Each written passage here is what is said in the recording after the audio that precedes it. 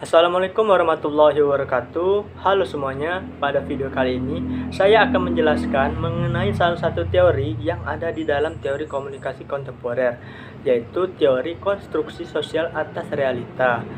Sebelum ke penjelasan, perkenalkan, nama saya Muhammad Ridwan dengan NPM D1E023024 dari jurusan Ilmu Komunikasi, Fakultas Ilmu Sosial dan Ilmu Politik, Universitas Bengkulu.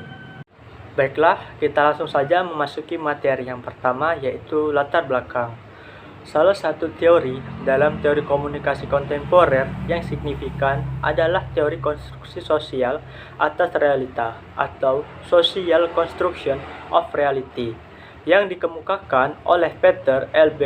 Berger dan Thomas Lackman pada tahun 1966. Teori ini menjelaskan bagaimana realitas sosial dibentuk melalui proses komunikasi dan interaksi sosial. Teori konstruksi sosial atas realita berfokus pada gagasan bahwa realitas tidak sepenuhnya objektif, melainkan dibentuk oleh persepsi dan interpretasi manusia dalam kehidupan sosial mereka. Realitas yang kita pahami sehari-hari adalah hasil dari konstruksi sosial yang dibentuk melalui proses komunikasi, interaksi, dan interpretasi simbolik. Adapun elemen utama dari teori ini, yang pertama, externalization. Manusia secara terus-menerus menciptakan makna dan realitas melalui aktivitas sosial mereka. Dalam proses ini, individu mengungkapkan pengalaman batin mereka ke dalam dunia sosial melalui tindakan, bahasa, dan simbol. Yang kedua, ada objectification.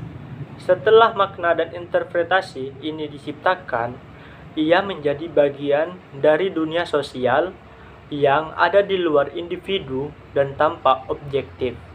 Hasil proses ini adalah menciptakan fakta sosial yang diterima secara umum, meskipun pada awalnya merupakan hasil dari konstruksi sosial. Yang ketiga, ada internalization.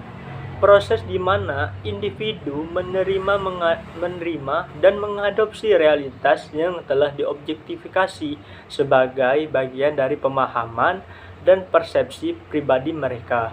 Melalui sosialisasi, individu menginternalisasi makna sosial yang ada sehingga realitas sosial menjadi bagian dari cara mereka memandang dunia. Adapun proses pembentukan realitas sosial, bahasa sebagai saran konstruksi. Bahasa memainkan peran penting dalam teori ini karena melalui bahasa kita dapat membagikan makna dan interpretasi. Bahasa tidak hanya menggambarkan realitas, tetapi juga menciptakan realitas itu sendiri.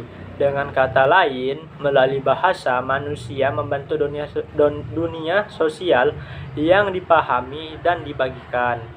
Selanjutnya, interaksi sosial. Setiap interaksi sosial membantu memperkuat dan memvalidasi realitas sosial yang terbentuk.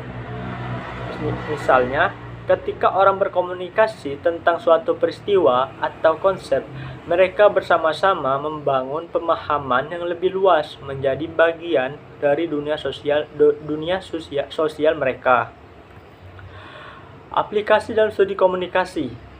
Teori ini memberikan wawasan penting dalam studi komunikasi kontemporer, terutama dalam bidang media dan budaya. Misalnya, media massa dianggap sebagai agen penting dalam konstruksi realitas sosial. Melalui media, makna sosial yang diobjektifikasi, dibentuk dan diperkuat serta mempengaruhi cara orang memandang peristiwa dunia, kelompok sosial, dan budaya mereka sendiri. Dalam era digital saat ini, teori ini sangat relevan untuk memahami bagaimana platform media sosial membentuk persepsi tentang realitas. Media sosial memungkinkan interaksi dan komunikasi yang membentuk pemahaman kolektif tentang isu-isu seperti politik, identitas, dan norma-norma sosial. Adapun kritik terhadap teori ini. Meskipun teori ini sangat berpengaruh, kritik seringkali berkaitan dengan gagasan bahwa teori ini dapat terlalu menekankan aspek konstruksi sosial realitas sehingga mengabaikan aspek-aspek material atau objektif dari realitas itu sendiri.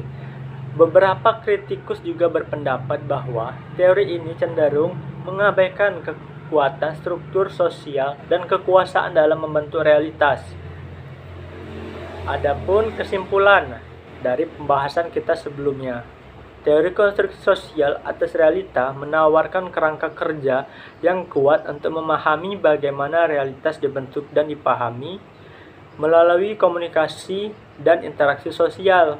Dalam konteks komunikasi kontemporer, teori ini memberikan pemandangan yang mendalam tentang peran media dan bahasa dalam membentuk persepsi dan sosial budaya. Mungkin itu saja penjelasan dari saya. Saya akhiri. Wassalamualaikum warahmatullahi wabarakatuh.